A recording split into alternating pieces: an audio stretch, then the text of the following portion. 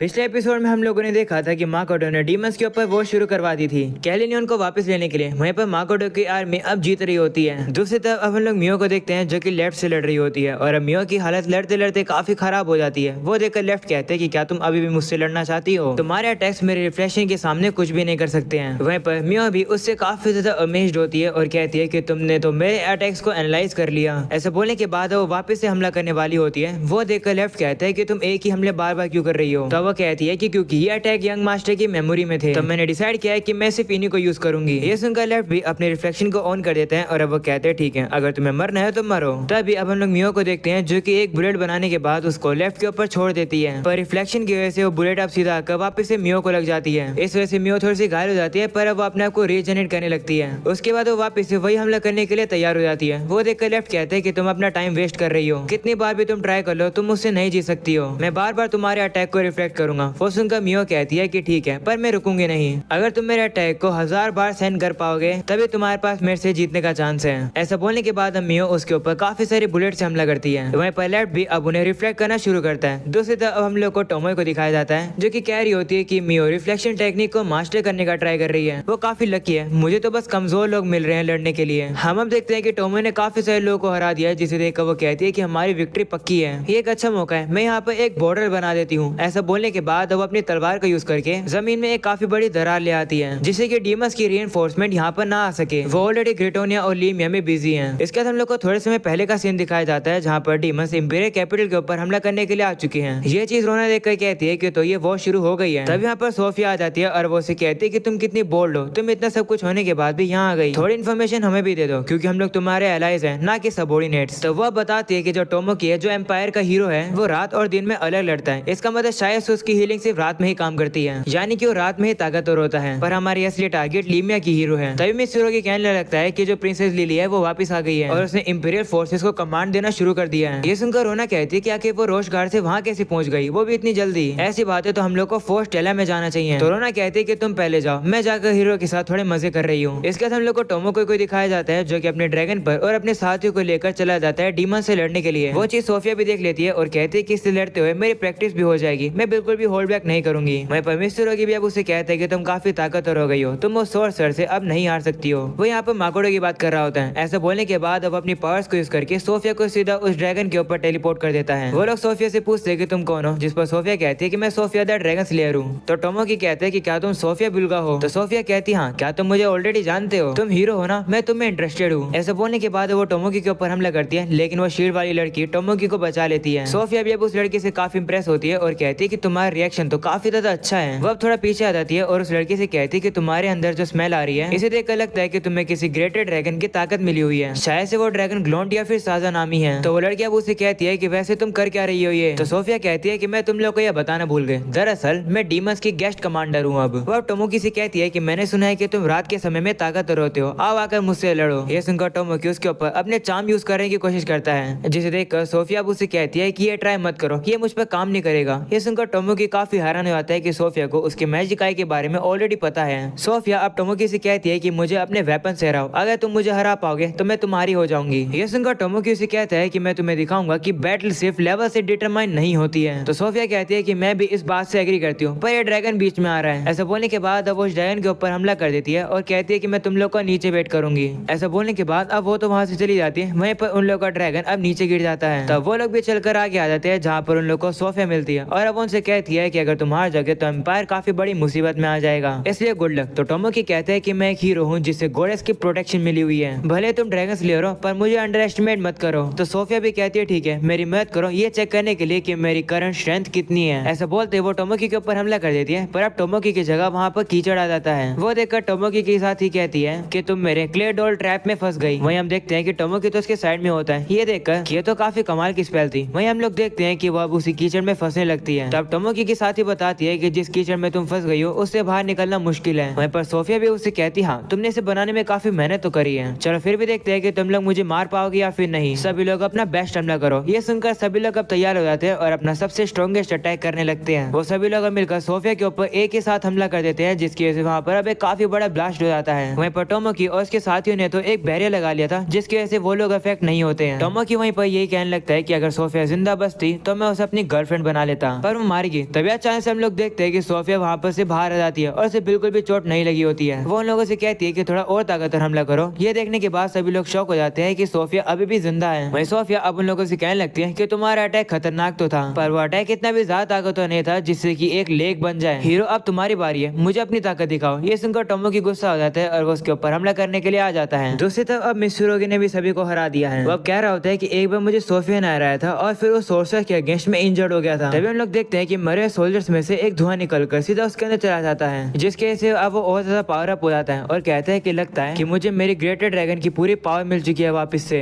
वहीं दूसरे हम लोग सोफिया को देखते हैं जो कि काफी ज्यादा डिसअपॉइंटेड होती है क्योंकि उसने हीरो और उसके साथियों को काफी आराम से हरा दिया है। वो अब टोमोकी को लात मार के कहती है कि तुम एक हीरो हो, खड़े हो और मुझसे लड़ो। वो अब टोमोकी को और ज्यादा मारती है जिसकी वजह से अब उसकी हालत और ज्यादा खराब हो जाती है। पर अब वो खड़ा होता है और अपने आप ही हील होने लगता है। ये देखकर सोफिया कहती है कि तुम्हारी हीलिंग पावर तो उतनी पावरफुल है जितना मुझे बताया गया था। सोफिया टोमोकी से कहने लगती है कि मुझे अपनी हीरो वाली पावर दिखाओ। अभी भी तुमने मुझे अपनी पूरी पावर नहीं दिखाई है। कहीं ऐसा तो नहीं कि तुम्हें अपने दोस्तों की चिंता हो रही है कि गलती से तुम उन्हें हिट ना कर दो? क्या सबसे पहले मैं उन्हें मार दूं? ये सुनकर टोमोकी उसे कहता है कि अगर तुम उन्हें मार दोगी तो मैं तुम्हें अपनी पूरी पावर नहीं दिखाऊंगा। तुम अगर मेरी पूरी पावर देखना चाहती हो तो मेरे साथियों को इंपीरियल कैपिटल में सेफली भेज दो। तो सोफिया कहती है ठीक है। इसके बाद वो मित्सुरुगी को बुलाती है और कहती है कि इसके साथियों को इंपीरियल कैपिटल में भेज दो। वह पर मित्सुरुगी के उस फॉर्म को देखकर सोफिया उसे कहती है तो तुम्हारी स्ट्रेंथ वापस आ गई है? जिस पर वो भी कहते हैं हाँ। ऐसा बोलने के बाद वो टोमोकी के साथियों को इंपीरियल कैपिटल में भेज देता है। जिसके बाद सोफिया टोमोकी से कहती है कि अब मुझे अपनी पूरी पावर दिखाओ गॉडेस प्रोटेक्शन की। तो टोमोकी अब उसे कहता है कि जो मैं तुम्हें दिखाने वाला हूँ वो गॉडेस की प्रोटेक्शन नहीं है, ये तुम्हारी गलती है कि चीजें इस तरीके से हो गई है। ऐसा बोलने के बाद वो अपनी पावर्स का यूज करने लगता है। वह सोफिया से कहते हैं कि तैयार हो जाओ, मैं तुम्हें हॉरंडस फ्लेम दिखाऊंगा जो कि इस दुनिया में किसी ने भी इमेजिन नहीं करी होगी। वहीं पर ये ताकत देखने के बाद सोफिया भी काफी ज्यादा एक्साइटेड हो जाती है। इसके बाद अब टोमोकी उस पावर को यूज कर देता है जिसकी वजह से वहाँ पर अब एक काफी बड़ा धमाका होता है। और अब अगले सीन में हम लोग देखते हैं कि उस धमाके की वजह से वहाँ पर एक काफी बड़ा गड्ढा हो जाता है। वहीं पर सोफिया तो सेफली उस जगह से बाहर आ जाती है। वहीं पर मित्सुरुगी कहने लगता है कि इस हीरो का ट्रम्प कार्ड तो कुछ कमाल का ही था। तो सोफिया भी कहती है हाँ, ये उस सोर्सर के यानी कि माकोटो के एरो से भी ज्यादा ब्रूटल था। एक हीरो से यही एक्सपेक्ट किया जा सकता है। एक रफ टेक्निक है जो कि कास्टी की लाइफ को कंज्यूम करती है, पर सिर्फ इतनी सी चीज की वजह से पावर इतनी खतरनाक नहीं थी।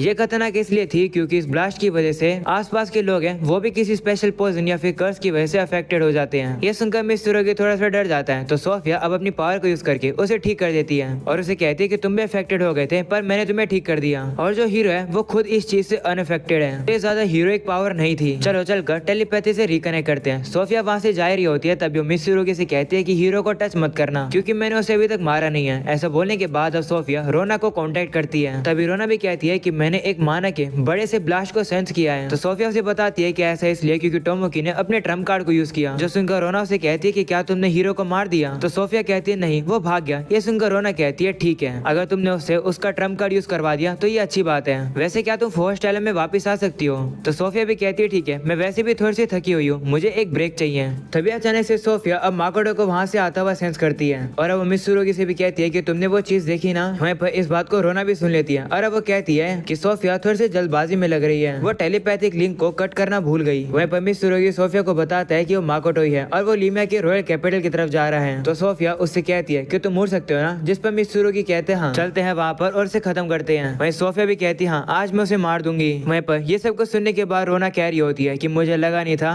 कि मेरी सबसे बड़ी चिंता लीमिया में आ जाएगा। वहीं दूसरी तरफ माकोटो को दिखाया जाता है, वो लोग अब नीचे गिर रहे होते हैं जहाँ पर माकोटो अब कहने लगता है कि हम लोगों को पता नहीं लगने दे सकते हैं कि मैं मर्चेंट कुजुना यानी माकोटो हूँ। शिकी तो कहते हैं कि मैं तो अपने वही पहले वाले स्केलेटन फॉर्म में आ सकता हूँ। तो माकोटो कह रहा होता है कि मैं भी एक कपड़ा पहन सकता हूँ पर बैटल के दौरान वो कपड़ा उतर जाएगा। यह सुनकर शिकी कहते हैं कि अगर ऐसी बात है तो आप उस सूट को पहन लो, मियो ने मुझे वो सूट इम्प्रूवमेंट करने के लिए दे रखा था। तो माकोटो भी शर्मा जाता है और कहता है कि मैं उसे कैसे यूज करूंगा। वहीं दूसरे हम लोग को नीचे का सीन दिखाया जाता है जहाँ पर काफी सारे सोल्जर सब मारे जा चुके हैं। वो देख हिबिकी का साथी सभी को आकर बताता है कि डीमंस ने 3rd और 4th डिफेंसिव लाइन को तोड़ दिया है। तो हिबिकी कहती है कि बिलीव नहीं हो रही है कि वो लोग इतना जल्दी ये कैसे कर पा रहे हैं, हम लोग को पहले रॉयल कैपिटल को होपलेस लैंड के पास मूव कर देना चाहिए था। वो अब कह रही होती है कि एकेडमी में भी कुछ चल रहा है ना, मैं होप करती हूँ कि वहाँ पर इलियम ठीक हो, हम लोग को भी यहाँ से रिट्रीट करना चाहिए। वहीं पर वुडी भी कहते हैं हाँ जो फोर्स टाइलर में फोर्सेस भेजी गई है हम लोग उसे ज्वाइन कर लेंगे और रॉयल कैपिटल को रिक्लेम करना हमारा बेस्ट मूव रहेगा, हम लोग को अभी निकल जाना चाहिए। वो सुनकर चिया कहने लगती है कि अगर हम लोग भाग जाएंगे तो सिटी के लोगों का क्या होगा। तो अभी विकी उसे समझाने लगती है कि इस बैटल में काफी सारे लोगों की जाने जा चुकी है, हमें उन लोगों की होप्स को अपने साथ कैरी करना होगा, हम लोग को इस वॉर को जीतना होगा और शांति लानी होगी और वैसे करने के लिए हम लोग को जिंदा रहना होगा जिससे जिसकी वजह से अभी हम लोग को यहाँ से जाना पड़ेगा। भले ही ऐसा करना मुश्किल है पर हमें इसे सहन करना ही होगा। ये सुनकर चिया कहती है कि क्या तुम नेवल की बात कर रही हो? तो हिबिकी कहती है हाँ, उसके लिए भी हम लोग को जिंदा रहना होगा। तभी यहाँ पर एक बंदा आ जाता है जिसका नाम सीली होता है और अब उन लोगों से कहते हैं कि तुम लोग अभी भी यहीं पर ही हो। तो हिबिकी का साथी उससे कहता है कि यह जगह खत्म हो गई है, सीके के एडवेंचर्स का यूज करो रिट्रीट में सपोर्ट करने के लिए। तो वो भी कहते हैं ठीक है। वहीं पर वुडी पूछता है कि सिटीजन का इवैक्यूएशन कैसे चल रहा है? तो सीली बताता है कि हम लोग होप कर रहे हैं कि 30% हो जाए पर 50% नहीं होगा। डीमस को जितने भी इंसान दिख रहे हैं वो उन्हें खत्म करते जा रहे हैं। ये सुनकर बंदा कहते हैं कि अगर ऐसी बात है तो हम लोग को रिट्रीट करना होगा। भागने का रास्ता यहाँ सिंहासन के पास है। और अब जैसे वो लोग सिंहासन की तरफ देखते हैं वो लोग देखते हैं कि दीवार तोड़ के कोई वहाँ पर आ जाता है और अब और कोई नहीं बल्कि लो होता है और कहते हैं कि अगर तुम दुश्मनों को एस्केप रूट दोगे तो वो लोग तो उसे लेंगे ही ना। या फिर हिबिकी तुम मुझे यहाँ पर एम्बुश करना चाहती थी। उसे देख कर हिबिकी अपने ऊपर की जैकेट को उतार देती है और उसे लड़ने के लिए तैयार हो जाती है। वहीं हिबिकी की ड्रेस को देखकर लो से कहता है कि क्या ये तुम्हारी किसी स्ट्रेटेजी का पार्ट है? तो वो भी कहती है हाँ, ये एन्चेंटिंग गार्ब है जो कि गार्डियन बीच से बना है। तुम यहाँ पर क्या कर रहे हो? वहीं पर वुडी कह रहा होता है कि हमारे भागने का रास्ता वहीं पर था जिस जगह को लो ने तोड़ दिया। वहीं लो कह रहा होता है कि मुझे वेट करना अच्छा नहीं लगता इसलिए मैं तुम लोगों से मिलने ही आ गया। तो वुडी कहता है कि बाहर जो सोल्जर्स थे उनका क्या हुआ? जिस पर लो कहता है कि मैंने उन्हें खत्म कर दिया। ये सुनकर हिबिकी काफी गुस्सा हो जाती है और कहती है कि तुमने मेरे और साथियों को मार दिया। हिबिकी अब उसके ऊपर हमला करने के लिए आ रही होती है लेकिन तभी हिबिकी के साथी अब हिबिकी को शांत कराते हैं और कहते हैं कि हम लोग को भागने के लिए कोई और रास्ता ढूंढना होगा। ये सुनने के बाद लो अब उन लोगों से कहता है कि तुम लोग अभी भागने का सोच रहे हो। मुझे लगता है कि हिबिकी तुम्हें भागना चाहिए क्योंकि अगर तुम भाग जाओगी तो रॉयल कैपिटल में जितने भी लोग हैं हम उन्हें खत्म कर देंगे। तुम एक वॉरियर हो, तुम्हारे हो तो ऐसा कैसे हो सकता है? अगर ऐसा हो जाएगा तो तुम्हारे लिए काफी शर्म की बात होगी। ये सुनकर हिबिकी कहती है कि लेकिन तुम आम लोगों को क्यों मार रहे हो? तो लोग कहते हैं कि ये वॉर है, वॉर में तो सभी लोगों को नुकसान पहुंचता है, वो भी मारे जाएंगे, इसलिए हिबिकी अपना डिसीजन लो। क्या तुम यहाँ के लोगों को सेक्रीफाइस करके भाग जाओगी या फिर तुम मुझे मारने का मौका उठाओगी? ऐसा बोलने के बाद लो उनके ऊपर हमला करता है। वहीं पर हिबिकी भी अपनी तलवार निकालकर उसके मुक्के को रोक देती है। हिबिकी जैसे उसे रोकती है वो देखकर हिबिकी कहती है कि तलवार तो काफी कमाल की है, वीरा ने ये काफी कमाल की स्वॉर्ड बनाई है। ये सिर्फ ताकतवर नहीं है बल्कि इसके अंदर विंड मैजिक भी एन्चेंटेड है। हिबिकी अब विंड मैजिक का यूज करके लो को थोड़ा सा पीछे कर देती है। इसी मौके का फायदा उठाकर हिबिकी के बाकी साथी अब हिबिकी को बूस्ट कर देते हैं और अब हिबिकी और ज्यादा पावरफुल हो जाती है और अब वो जाकर सीधा लो के ऊपर हमला करती है पर लो अपने हाथों से हिबिकी के अटैक को रोक लेता है। इसके बाद लो अपने एलिमेंटल गाउंटलेट को एक्टिवेट कर लेता है जिसके बाद अब वो हिबिकी को काफी ज्यादा मुक्के मार के उसे काफी घायल कर देता है। ये देखने के बाद हिबिकी के सभी साथी अब डर जाते हैं। वहीं पर हिबिकी भी लो के एलिमेंटल गाउंटलेट को देखकर हैरान होती है और कहती है कि ये गाउंटलेट तो 4 बेसिक एलिमेंट के साथ एन्चेंटेड भी है। तभी लो अब उसे कहता है कि सिर्फ अकेली तुम्हें नहीं हो जिसके पास एक्सेप्शनल इक्विपमेंट्स हैं, इक्विपमेंट्स मेरे पास भी हैं, अब मरो तुम। ऐसा बोलने के बाद अब वो हिबिकी को खत्म करने के लिए आगे बढ़ ही रहा होता है। ये देखकर हिबिकी के साथी हिबिकी को बचाने के लिए आगे बढ़ते हैं पर तभी अचानक से आसमान से एक काफी तेज सी चीज आती है जिसकी वजह से एक धमाका होता है। इसकी वजह से हिबिकी उड़ते हुए अपने साथी के ऊपर जाकर गिर जाती है और उसका साथी भी अब हिबिकी को पकड़ लेता है। धुआं हटने के बाद अब हम लोग को पता चलता है कि ऊपर से जो चीज आई है वो और कोई नहीं बल्कि माकोटो है। माकोटो अब अपने मन में कह रहा होता है कि मेरे पास तो कोई भी चॉइस नहीं थी, मुझे इस हीरो सूट को पहनना पड़ा क्योंकि मुझे अपनी आइडेंटिटी छुपानी थी। माकोटो पीछे देखता है और देखता है कि सभी लोग तो उसे देखकर शांत हो चुके हैं। तभी अचानक से माकोटो की नजर अब हिबिकी पर जाती है जिसे देखकर वो कहता है कि तुम मजाक कर रहे हो क्या? वो अब कहता है कि हिबिकी यानी कि ये तो ओतोनाशी सेनपाई है, इसका मतलब हिबिकी ही इस दुनिया की हीरो है। यह जानने के बाद माकोटो काफी ज्यादा हैरान हो जाता है और इसी के साथ हो जाता है ये एपिसोड यहीं पर खत्म। पसंद आया हो तो लाइक कर देना, चैनल पर न्यू हो तो सब्सक्राइब कर देना। मिलते हैं अगले एपिसोड में, तब तक के लिए बाय बाय।